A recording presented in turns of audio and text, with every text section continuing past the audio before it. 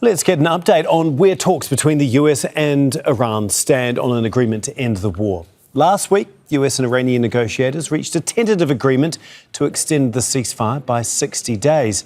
The US wants new talks on Iran's nuclear program. So far, Iran has been unwilling to budge.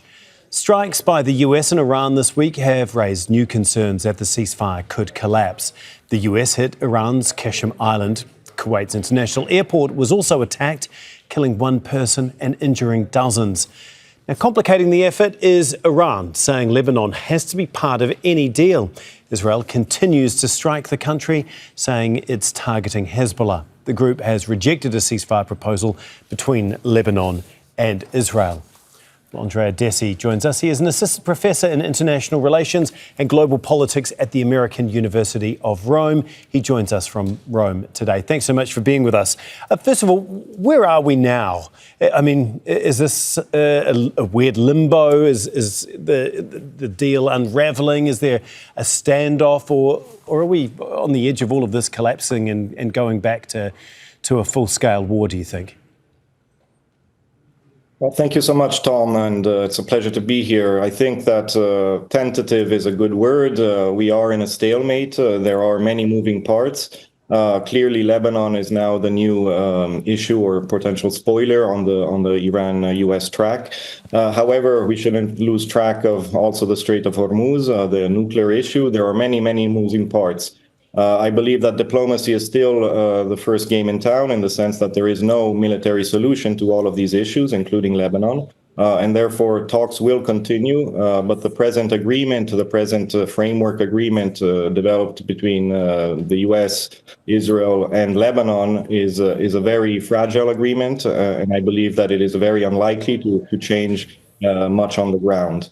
Therefore, we are all keeping our breath. Yeah, it feels like we've been holding our breath for quite a while now as things roll on.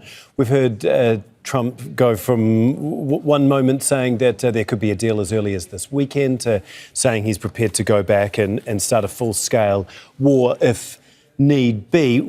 How much pressure is he under to ensure that this doesn't fall apart and there is a deal in the near future? Absolutely. The pressure is mounting. The pressure is mounting on all sides. I believe, however, that between Iran and the United States, there is somewhat more pressure building on President Trump, given domestic politics, given the suffering of the global economy. I believe that people have not really realized the extent of the severity of this economic and global economic crisis due to the Iran war. Strategic reserves of energy have been released, and therefore, to an extent, the prices have stabilized. But we are reaching a cutting point. By the end of this month, by the end of June, prices could very much explode, and this would have a severe impact on domestic politics for Trump.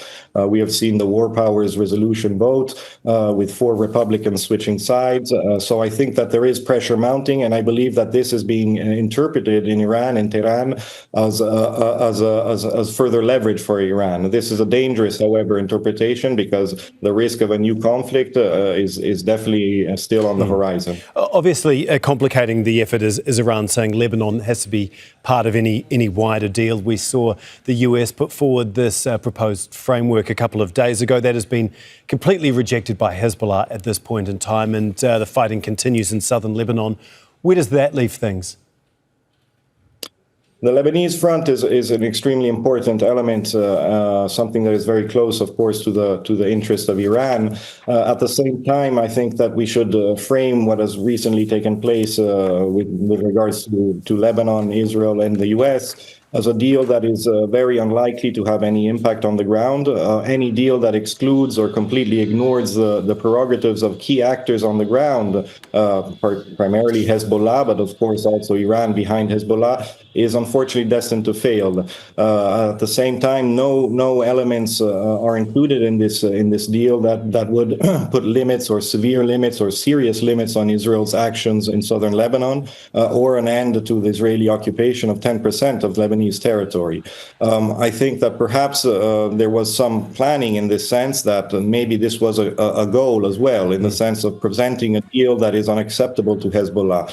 And therefore now we are in a situation of everyone blaming Hezbollah and Iran for having blocked the ceasefire. And this gives Israel further freedom of action in southern Lebanon, and potentially further freedom of action in southern Lebanon could also spoil the talks between the U.S. and Iran. And this is another concern because it is an interest of the Israeli government as well. Indeed. Thank you so much. We'll have to leave it there. Andrea Dessì for us in Rome.